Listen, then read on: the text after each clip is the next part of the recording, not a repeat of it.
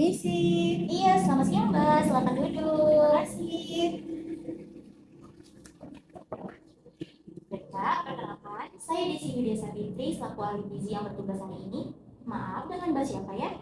Nama saya Deli Kartika, Ibu. Baik Mbak Deli, apakah ada yang perlu saya bantu? Begini Bu, sebelumnya saya telah melakukan medical check up dan ternyata saya didiagnosis mengalami anemia. Kemudian dokter merujuk saya untuk ke ahli gizi untuk berkonsultasi mengenai masalah gizi saya. Oh, begitu ya. Apakah saya boleh melihat surat rujukannya? Boleh Ibu? Oke. Ya. Berdasarkan surat rujukan dokter, Mbak mengalami anemia. Anemia adalah keadaan di mana kadar hemoglobin dalam darah lebih rendah daripada normal, Mbak. Kalau boleh tahu, Mbak usia berapa ya? Usia saya 21 tahun Ibu. 21 tahun ya. Sebentar. Dari hasil rujukan ini bisa kita lihat bahwa berat badan Mbak 45 kg kan? Dengan tinggi badan 160 cm. Sebentar saya hitung IMT-nya ya. Baik Ibu. Setelah saya hitung IMT Mbak berada pada rentang 17,5. Nah, ini masih memasuki kategori IMT kurus ringan, Mbak. Sedangkan untuk IMT normal berada pada rentang 18,5 hingga 25. Jadi, Mbak perlu menaikkan berat badan Mbak hingga mencapai IMT normal. Pada surat rujukan ini juga terdapat kadar hemoglobin Mbak dan masih berada pada rentang 10 mg per desiliter. Hal ini termasuk ke dalam kategori rendah Mbak.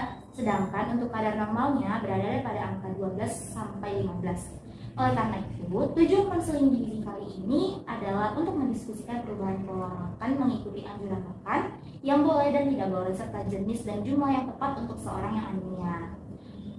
Pola makan Mbak Deli bagaimana ya? Saya makan hanya dua kali sehari, Bu. Tidak pernah sarapan dan saat makan malam pun lebih sering makan cemilan. Terkadang satu hari itu saya hanya makan nasi satu kali saja.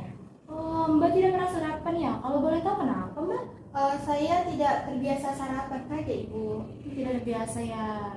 Kalau begitu Mbak ingat tidak kemarin dari bangun tidur hingga tidur lagi Mbak mengonsumsi apa saja? Kemarin pagi saya mengonsumsi teh manis. Teh manis ya. Kira-kira tehnya berapa gelas ya Mbak? Tehnya satu gelas berukuran sedang, Ibu. 1 gelas. Baik. Selanjutnya Mbak mengonsumsi apa saja? Pada siang hari sekitar jam 2 saya makan nasi ayam geprek dengan minum es teh manis dingin 1 gelas. Kemudian di jam 4 sore saya makan goreng pisang 2 potong. Selanjutnya? Pada malam hari saya tidak makan nasi, tapi saya mengonsumsi martabak manis 3 potong, kemudian roti tawar 2 potong, dan juga kopi 1 gelas. Oh, begitu. Apakah kopinya pakai gula Mbak? Kalau iya berapa sendok? Iya Bu, pakai gula, saya pakai 2 sendok makan gula. Kalau aktivitas Mbak sehari-hari apa saja? Saya mahasiswa Bu, jadi saya duduk di depan laptop dari pagi hingga sore. Oh, Mbak mahasiswa ya. Untuk aktivitas lainnya seperti berolahraga misalnya? Kebetulan kuliah saya hibrid kan Bu, jadi terkadang daring seharian. Kalau daring saya benar-benar hanya duduk di depan laptop dari pagi hingga malam karena harus mengerjakan tugas dari dosen.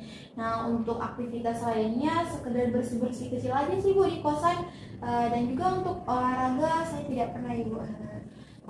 Jadi aktivitas Mbak tuh lebih baik depan layar ya. Ya benar Ibu. Kalau boleh saya tahu, apa hal yang mendasari Mbak untuk melakukan medical check up sebelumnya? Karena saya sering merasa pusing Bu, jadi selama ini mata saya termasuk mudah lelah ya. Saya kira ini karena saya menatap laptop terlalu lama Ibu. Begitu. Coba Mbak lihat gejala di sini. Ya. Apakah ada gejala lain seperti yang ada di sini Mbak? Oh iya Ibu, saya mudah lelah, mudah mengantuk, sulit berkonsentrasi. Selain itu saya rasa juga telapak tangan saya ini agak pucat Ibu. Oh begitu. Merasa agak pucat ya Mbak. Oke. Selanjutnya nih, Mbak suka makan apa? Saya suka makan roti, kue, dan sejenisnya Ibu. Kalau sayur bagaimana? Kalau sayur, saya tidak suka makan sayur, Ibu. Tidak suka makan sayur ya. Kalau buah? Kalau buah juga saya jarang makan buah, Bu. Jarang. Di sini Mbak tinggal sama orang tua Pak? Enggak, Bu. Saya di sini mengekos. Oh, anak kosan ya. Kalau sehabis makan gitu biasanya Mbak minum apa nih? Kalau habis makan di luar gitu kan, Bu. Biasanya saya selalu pesan teh manis dingin. Selalu Kak? Iya, Bu. Selalu setiap makan. Mbak suka mengonsumsi lauk hewani atau nabati tidak seperti tempe, ikan, daging dan sebagainya gitu? Kalau tempe gitu saya suka kan, Bu.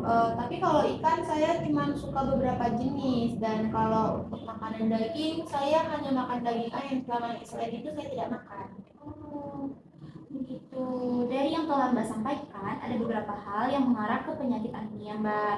Yang pertama, Mbak tidak suka makan sayur dan buah kan? Yang kedua, Mbak jarang sarapan dan terkadang hanya makan nasi 1 kali sehari.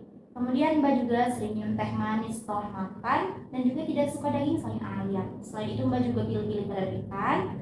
Dan dari segi aktivitas fisik juga Mbak tidak pernah berolahraga, benar kan? Benar, Ibu. Jadi dapat kita simpulkan bahwa pola makan yang berat dan teratur disebabkan oleh kurangnya pengetahuan terkait gizi, sehingga pola makan Mbak kurang baik dan ini ditandai dengan kurangnya konsumsi lauk hewani, sayur, serta buah, serta konsumsi kopi dan teh. Selain itu juga ada perubahan nilai laboratorium terhadap hemoglobin. Hal ini berkaitan dengan anemia yang ditandai dengan hasil kadar hemoglobin Mbak rendah, yaitu pada 10 gram per desiliter. Dan juga berat badan Mbak kurang. Hal ini berkaitan dengan pola makan yang salah, ditandai dengan IMT 17,6. Jadi, di sini saya ada beberapa alternatif solusi nih untuk menormalkan kadar hemoglobin beserta IMT Mbak, yaitu dengan cara mengatur pola makan Mbak dibarengi dengan melakukan aktivitas fisik. Tadi Mbak mengatakan bahwa Mbak tidak pernah sarapan kan? Betul, Ibu. Nah, tidak langsung mengonsumsi nasi tidak apa-apa jika belum terbiasa. Namun jangan dibiarkan perutnya kosong Mbak, biar ada isi tenaganya, dapat diganti dengan roti atau biskuit misalnya, seperti itu ya Mbak. Jangan pernah dibiarkan kosong di pagi hari. Oh, begitu ya, Ibu. Untuk kebiasaan minum teh setelah makan nih Mbak, sebaiknya perlahan-lahan bisa dikurangi ya Mbak. Kalau belum bisa langsung dihindari, karena dalam teh itu ada kandungan tanin yang dapat menghambat penyerapan zat besi di dalam tubuh kita. Sebaiknya juga dikurangi ya Mbak, pelan-pelan saja. Yang tadinya pesan es teh manis setelah makan, sesekali bisa lah diganti dengan es jeruk atau dengan teh putih, seperti itu. Minum es jeruk setelah makan juga dapat mempermudah pencernaan zat besi loh Mbak dalam tubuh kita, berbanding terbalik ketika kita mengonsumsi teh. Oh, begitu ya, Ibu. Iya benar, seperti itu. Kira-kira dari beberapa solusi yang tadi telah saya sampaikan, ada nggak yang bisa Mbak terapi dalam kehidupan Mbak? Kira-kira saya bisa menerapkan asupan dengan biskuit atau roti di pagi hari seperti tadi yang Ibu katakan, dan juga mulai mengurangi minum teh sehabis saya makan sih, Bu. Apalagi setelah tahu bahwa teh dapat menghambat penerapan zat besi di dalam tubuh kita. Dan saya juga berusaha untuk melakukan aktivitas fisik, Ibu. Oke, jadi pada konseling pertama ini, Mbak berkomitmen untuk mulai membiasakan sarapan, mengurangi konsumsi teh, dan juga menambah aktivitas fisik kan Mbak? Iya, Ibu. Untuk pertemuan pertama ini, kita evaluasi dan kita lihat selama 2 minggu ke depan ya Mbak. Apakah ada perubahan atau apakah Mbak dapat berpegang pada komitmen yang tadi udah Mbak katakan? Jika ada yang ingin ditanyakan, jangan sungkan dan tanyakan saja pada saya. Baik, Ibu. Apakah ada yang ingin bertanyakan lagi sebelum kita mengakhiri sesi konseling ini? Tidak ada, Ibu. Saya rasa sudah cukup. Baik Mbak Deli, proses konseling selanjutnya akan kita rencanakan pada minggu mendatang dan konseling gizi hari ini telah selesai. Sampai ketemu di minggu mendatang. Terima kasih Mbak Deli. Terima kasih, Ibu.